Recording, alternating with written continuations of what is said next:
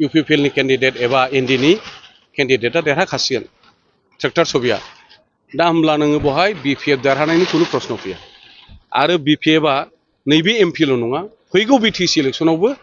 देरहानायनि गभर्नमेन्ट सालायनायनि एमसिएलए देरहानायनि खुनु चान्स गैया बे जोंनि खौसे बे जोंनि शान्ति बे जौगानायनि हाबाफारिया जाहाथे जुगामि स्थायि पार्मानेन्ट जायो बेनि थाखाय जों बयबो ज' खौसे सिगां लानांगौ जोंनि गेजेराव भुल बुझाबुझि सृष्टि करि गल बर' अनाबर करि पेलाय साम्प्रदायिक राजनीति कमिउनेल पलिटिक्स अकल हेतुই करिले আমি পিছুৱাই থাকিলো অনাবৰ ৰাজ্য উন্নতি নহল বৰ ৰাজ্য উন্নতি নহল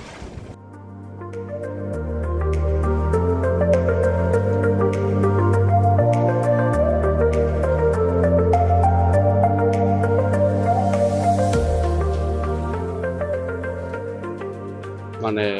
जोंनि जि निड्स जोंनि जि गोनांथि बे आरो आलादा रोखोमनि जागोन गतिके बे आलादा रोखोमनि आरो जौगासारनाय रोखोमनि जौगानायनि हाबाफारि खालामनो थाखाय आरोबाव जोङो मानसिक भाबै प्रस्तुत जानांगोन खामानि मावनांगोन बे थांबाय थागोन दा मूल खोथाया जाहैबाय एबारनि बिसायख'थिनि गेजेरजों जाय खोथाखौ आङो एसे बोलो होनानै बुंबाय थादों बे सिनारि बे सावगारि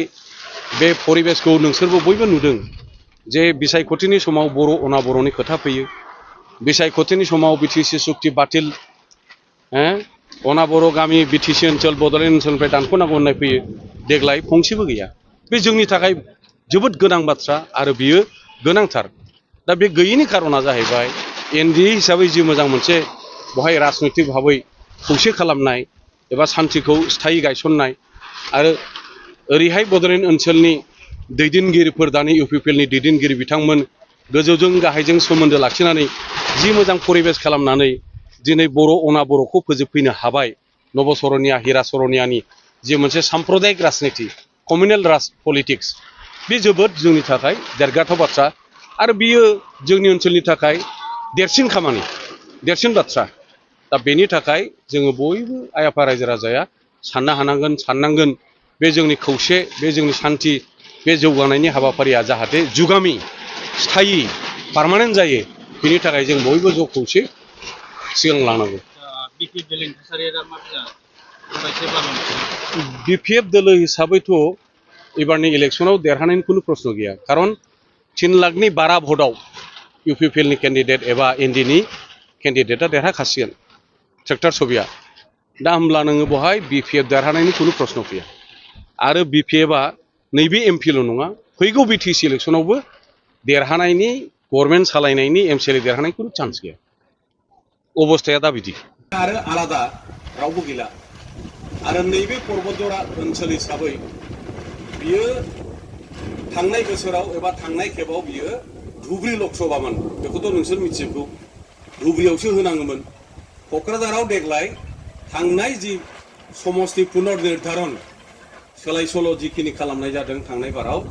बे हिसाबै पर्बतजराया मोनसे एमएलए समस्तिबो जाबाय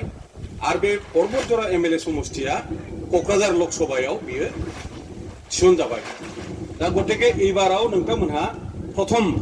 क'क्राझारनि एमपि केन्डिडेटनि थाखाय भट होगोन आरो बे खोथाखौ हयथ' बयबो सानदों जे प्रथम क'क्राझारनि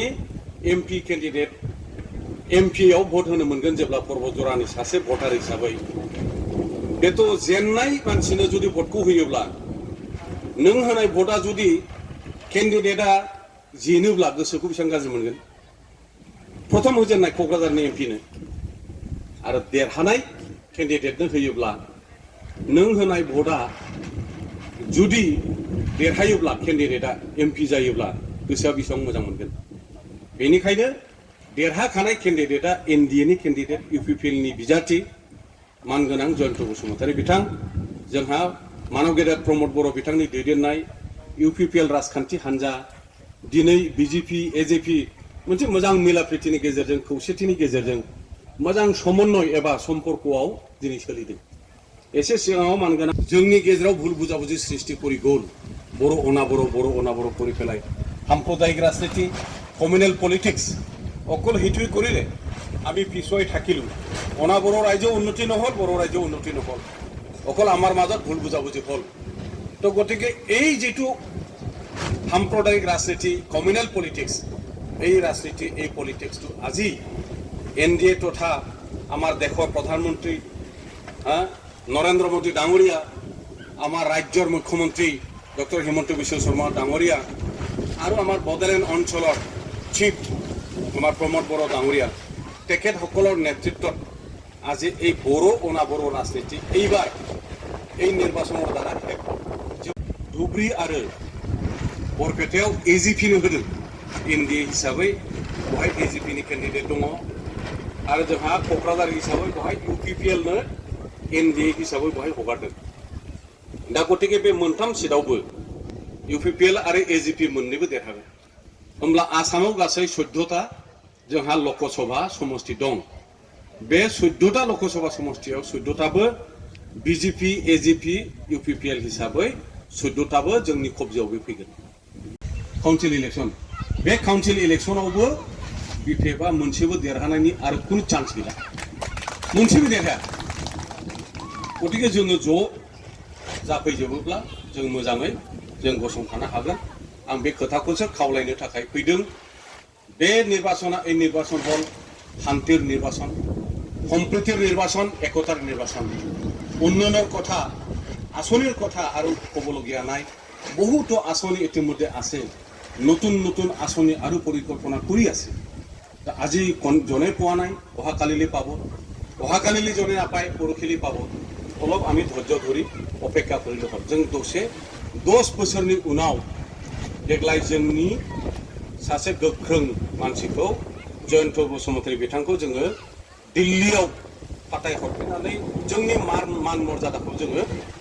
गायसनफिननो हासिगोन बेखायनो बहाय बारा पार्टी हिसाबै दोलो हिसाबै नायनांला देरहाखानाय candidate NDA support Jayanta Basumatary सेक्टरनि सबियाव गोसो मोजाङै भट होनानै जों जाहाथे जोंनि मान मर्यादाखौ जोङो गायसनफिननो हायो बेखिनि बाथ्राखौनो खावलायनानै बुंनानै आंनि बुंनायखौ फोजोबबाय।